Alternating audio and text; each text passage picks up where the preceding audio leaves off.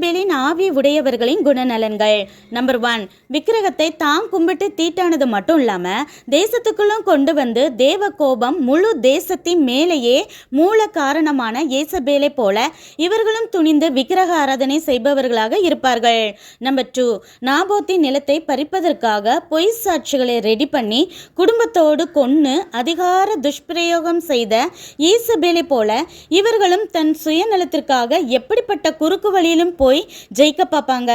Number 3, கர்த்தரின் தீர்க்கதரிசின்னு தெரிஞ்சும் கொன்னுடுவேன்னு பயமுறுத்துற ஆவி துணிந்து கொலையையும் சர்வசாதாரணமாக செய்த ஏசபேலை போல இவர்களுடைய பயமுறுத்தலுக்கு அஞ்சாதவர்களை கொல்லவும் தயங்க மாட்டாங்க. நம்பர் 4, உள்ளே அத்தனை துன்மார்க்கத்தையும் ஒளிச்சு வச்சு வெளியே ஒப்பனை செய்து அழகாக காட்டி நடித்து வேஷம் போட்ட ஏசபேலை போல இவர்களை பற்றிய உண்மைகளை நாம் வெளியே சொன்னாலும் மற்றவங்க நம்பவே முடியாதபடி சிரித்து நடிப்பதில் வல்லவர்களாக இருப்பாங்க.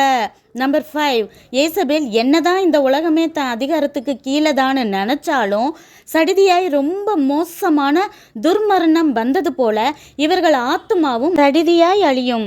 இப்படிப்பட்ட ஏசபேலின் ஆவி உடையவர்களை விட்டு விலகுங்க. ஒருவேளை உங்களுக்குள்ளே இருந்தால் இன்றே மனம் திரும்புங்க.